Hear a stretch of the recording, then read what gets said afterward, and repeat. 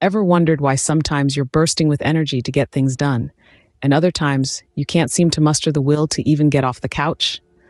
Such is the enigma of motivation, a beast as powerful as it is tricky. It's the invisible force that propels you into action, the psychological spark that ignites your will to move, to change, to create, to achieve. So what exactly is motivation? Noted author Steven Pressfield offers a compelling perspective in his book, The War of Art.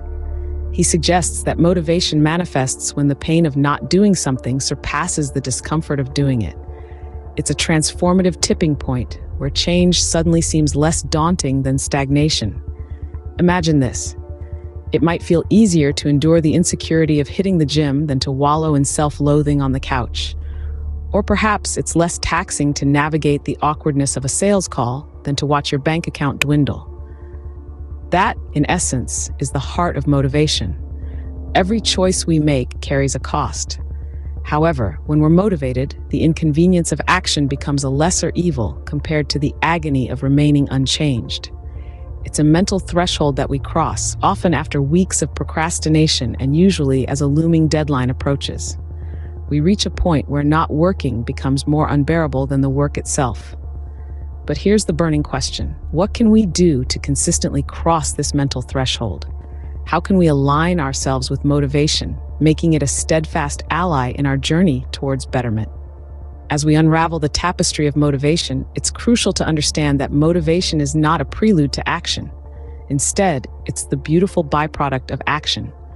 Contrary to popular belief, motivation isn't a result of passively consuming a motivational video or an inspirational book. It's the active inspiration that comes from taking the first step, however small that step might be. Now let's delve into the common misconceptions about motivation. Let's venture further into this intriguing realm and debunk the myths that often cloud our understanding of motivation. We often believe that motivation comes before action. But is that really the case? Picture this. You're scrolling through social media and you stumble upon a motivational quote or a riveting TED Talk.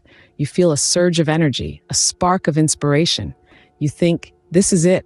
I'm ready to take on the world. But then the screen dims, the quote fades, and you're left with the same tasks and challenges as before. The motivation, it seems, was fleeting. This is a common misconception about motivation, that it arrives as a result of passively consuming inspirational content. We've been led to believe that motivation is something that happens to us, something external that gives us a push. But what if I told you that's not the whole truth? In reality, motivation often comes after we've started a new behavior, not before. It's a product of action, not just a precursor to it. It's less about waiting for the right moment or the perfect inspiration, and more about taking that first step, no matter how small. Consider this. You want to start exercising. You wait for the perfect motivational video to kickstart your journey. Days turn into weeks and weeks into months, but the perfect motivation doesn't come. Instead, you decide to take a small step. You go for a short walk. The next day, you walk a little further. Soon you're jogging, then running. And guess what? You are motivated now, and it didn't come from a video. It came from you taking action. This is called active inspiration. It's the motivation that naturally arises when we start moving, when we start doing. It's the momentum that builds up when we take that first step and keep going. So if you're waiting for motivation to strike before you take action, you might be waiting a long time. Instead, try taking a small step towards your goal. You might just find that the motivation you've been seeking has been inside you all along. Understanding motivation is only the first step. The real challenge is getting motivated. Ever had those days when you just can't seem to get started on anything? We all have. But here's the truth. Motivation is not something that just happens to us. It's something we can actively cultivate. So, how do we do it? First, let's talk about scheduling your motivation. Yes, you heard that right. Scheduling. Just like you would a meeting or a workout or a catch up with a friend. You see, the brain loves routine. It thrives on it. So when we schedule our tasks, we're giving our brain a heads up, a signal that it's time to get into the zone. And that in itself can be a powerful motivator. But what about those times when you're feeling low on energy or you're just not in the right headspace? Here's where the second strategy comes in. Start small, really small. So small, in fact, that it almost seems too easy. Write one sentence, do one push-up, read one page. The idea is to lower the barrier to entry so much that you almost can't say no. And once you start, you'll often find that you've got the momentum to keep going. The third strategy is all about making motivation a habit. This might sound counterintuitive. After all, isn't motivation supposed to be this spontaneous burst of energy? Well, not necessarily. Remember how we talked about the brain-loving routine? That's where habit comes in. When we make motivation a habit, we're training our brain to associate certain cues with getting into the zone. It could be a particular time of day, a specific location, or a certain activity. The key is consistency. The more we repeat the cue, the stronger the association becomes and the easier it is to get motivated. So there you have it, 3 strategies to get motivated and take action. Schedule your motivation, start small, and make motivation a habit. Remember this though, motivation is not a one-time event. It's a process, a journey. Getting motivated is half the battle. Staying motivated is where the real challenge lies. Staying motivated can often feel like running a marathon with no end in sight. It's an ongoing journey, not a single destination. But what can we do to keep that flame of motivation burning for the long haul? The answer might be simpler than you think. Let's start with the Goldilocks rule. This principle suggests that to maintain motivation, one must work on tasks that are just right. Not too easy, not too hard, but just challenging enough to keep you engaged. When you're working on something that hits that sweet spot, you're likely to find yourself in a state of flow. This is a state where you are fully immersed in the task, losing track of time and even forgetting about everything else around you. It's in this state that motivation thrives. But how can we reach this state of peak motivation? One strategy is to set clear, achievable goals.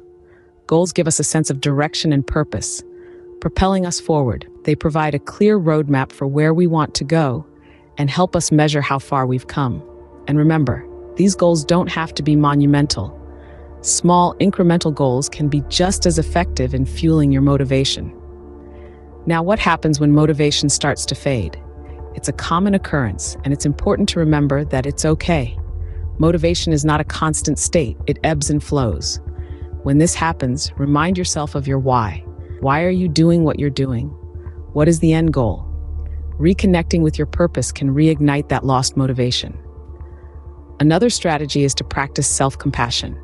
Understand that it's okay to have off days. It's okay to not always be at your best. Instead of berating yourself for these moments, acknowledge them, learn from them, and move forward. Remember, motivation is a marathon, not a sprint. It's about finding the balance between challenge and capacity. So keep pushing, keep striving, and keep that flame of motivation burning brightly. You've got this. Motivation is more than just a buzzword. It's a driving force that can lead us to remarkable achievements. It's the fuel that keeps us moving, the spark that ignites our passion, and the engine that propels us towards our goals. Over the course of this discussion, we've taken a deep dive into the elusive concept of motivation, what it is, how to get it, and how to keep it. We've explored the essence of motivation, understanding it as a psychological force that compels us to act. We've learned that motivation is often easier to find when the pain of not acting becomes greater than the discomfort of taking action. It's the tipping point where it becomes more burdensome to remain the same than to change. We've also debunked common misconceptions about motivation, realizing that it often comes after starting a new behavior, not before. It's a product of action, not the cause of it. We've discovered that even the smallest step, the most minor action, can ignite a spark of motivation that fuels further action. We've delved into the strategies to get motivated and take action. We've learned about scheduling our motivation and turning it into a habit. We've understood the importance of starting, even when we don't feel like it. Because once we start, the momentum builds and motivation follows. We've also discussed how to stay motivated for the long run. We've learned about the Goldilocks rule, finding the right balance between challenge and skill to keep us engaged and motivated. We've explored techniques to reach peak motivation and what to do when motivation fades. In a nutshell, Motivation is a powerful tool. It's not always easy to find, and it can be even harder to maintain. But remember, motivation often comes after action. So the next time you're struggling to find motivation, just start. Take the smallest step and let the momentum carry you forward. The journey to staying motivated is a lifelong process, but with the right understanding and tools, it's a journey well worth taking.